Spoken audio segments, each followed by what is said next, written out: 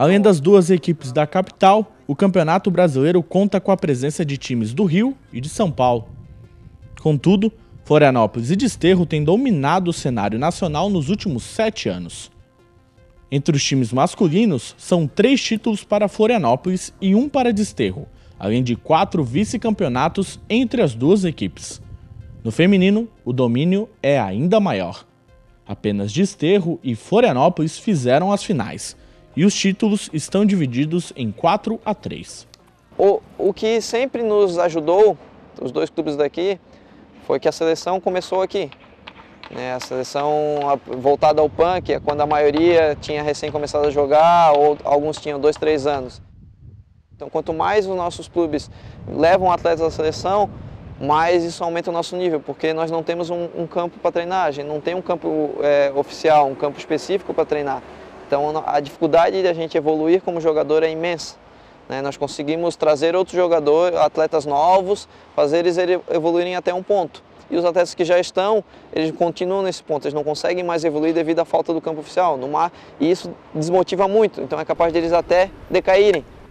Infelizmente, a hegemonia nacional não tem sido suficiente para que mais pessoas conheçam a modalidade, especialmente em Florianópolis. As pessoas sabem que eu jogo alguma coisa, mas elas não sabem o que é direito. Muita gente acha que eu jogo futebol, muita gente acha que eu jogo vôlei, sei lá, mas não enxergam a gente. O Ralf posta umas fotos no Facebook, eu conheço ele é uma pessoa legal, mas não sabe o que eu jogo. Então acho que a cidade conhece as pessoas, conhece muita gente aqui já apareceu na TV, muita gente já coisa, mas não conhece o esporte. Para conhecer precisa de mídia. E a mídia, para botar na mídia, precisa de algum retorno. E daí o hockey não está dando um retorno que vale a pena. Porque geralmente quando tratam do hockey, tratam, sei lá, das meninas bonitas que jogam hockey, alguma coisa bem chula assim do hockey, sabe? Não do esporte em si.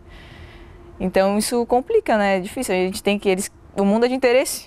A mídia quer o interesse, o que o hockey vai trazer para eles. A princípio a gente não está trazendo nada. Uma matériazinha de vez em quando e tal. Complicado isso, né? Vai, Jonathan, vai de bola, Jonathan. Vamos Eduardo, fica do lado, cara, tem que se meter na frente. Vai, volta fora da área. Se só esticar o braço, tu nunca vai ganhar. Tu tem que tentar sempre antecipar.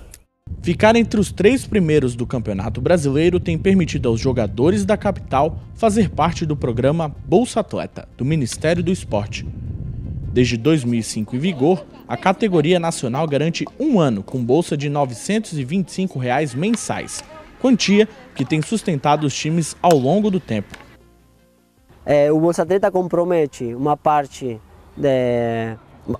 se divide, uma parte vai para o pagamento do treinador e preparador físico, uma parte para aluguel de quadra, e depois o que é viagens aí fica na mão dos atletas. A Lei de Incentivo ao Esporte foi implementada em 2006, visando facilitar os patrocínios e apoio às modalidades esportivas. Mas são poucos times e atletas que conseguem usufruir desta facilidade. Algumas vezes por culpa da burocracia, outras pelo próprio planejamento dos times. A dificuldade é bem grande, né? Escrever um projeto em todos os termos que é necessário para escrever um projeto é bem complicado, e como todo mundo trabalha, ou todo mundo estuda, é bem difícil ter tempo para fazer isso, né? Eu consigo, eu e mais a colega, a nossa secretária, que ajuda bastante também, conseguimos ir fazer visitas, pedir apoio em políticos ou em instituições, até conseguimos fazer uma visita, mas parar e se dedicar um tempo para escrever um projeto, que é uma coisa que demanda tempo, ainda não foi possível. Por exemplo, a Petrobras, o projeto da Petrobras exigia 3 orçamentos de material nacional, e não tem material nacional no hockey, não tem nada produzido no Brasil. Então aí já foi um obstáculo difícil de passar, mas estamos sempre de olho vendo que projetos dá para ajudar com o financiamento. Poderia todos os associados do clube fazerem um projeto, mas ao mesmo tempo eu sei que um projeto de hockey não é tão bem visto nessas secretarias ou nos órgãos políticos como se fosse um projeto de um clube de futebol, algo que é mais conhecido, né? Então eu já escutei bastante isso. Chega o Mário, Luciano. Vai! Vem atrás, volta atrás. Não tem passo na frente, vem atrás. É de tudo, não se esconde. Boa, vem ali, lá um tio.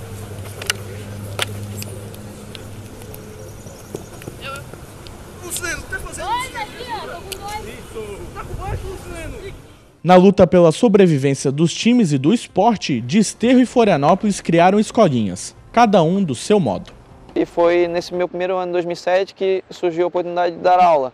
Né? Um dos nossos colegas que jogava e era também técnico da seleção brasileira, né? Jogava no nosso clube, o Eduardo, nos convidou para fazer uma divulgação nesse colégio Henrique Sudic, aqui na Esteve Júnior, no centro da cidade.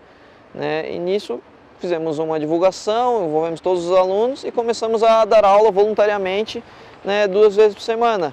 Eu ajudava o Eduardo, às vezes o Eduardo dava aula um dia, eu dava aula no outro, e até hoje estamos nessa. Hoje o Eduardo não pode mais dar aula lá, mas eu nunca quis abandonar esse colégio, né? Sei que já tivemos muitos atletas não, alguns bons exemplos de atletas saindo de lá. Tivemos um atleta que começou nesse ano, 2007, com 13 anos de idade.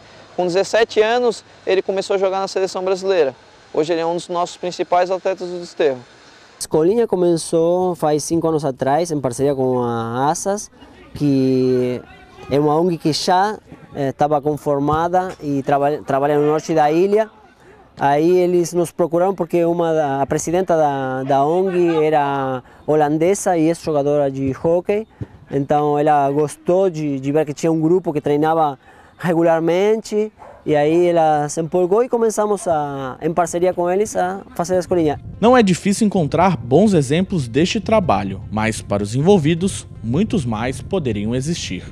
E o hóquei, a minha família vê o hóquei como assim, ela me livrou. Quando a minha mãe me incentivou a jogar hóquei, eu estudava em colégio público, era complicado, questão de droga, essas coisas, como eu era guri novo, eu nunca fui de classe média, eu sempre tive dificuldade financeira. Então, posso dizer que o hóquei me salvou de algumas coisas. A minha família sempre incentivou, meus amigos sempre gostaram. A maioria dos meus amigos hoje jogam hóquei, estão ali no campo treinando comigo. Deveria ter tido uma estrutura lá atrás. Desde 2007 já deu muito tempo para fazer isso, desde que descobriram que ia ter o PAN, sei lá quando foi, 2003, provavelmente, ou antes. Então tem mais de 10, mais ou menos 10 anos no mínimo. Então de lá para cá, se tivesse tido enfoque no desenvolvimento, com certeza hoje a gente já teria muito mais frutos, já ter um nível muito maior. Eu lá em 2004 fiz uma escolinha, já tive 3 ou 4 atletas, hoje são meus companheiros de equipe na seleção, que eu dei escolinha lá há 10 anos atrás e hoje jogam comigo na seleção. Então, se todos tivessem feito um pouquinho disso, de 2 em 2 cada atleta, a gente já teria uma seleção nova e com muita gente de um bom nível. Gabriel.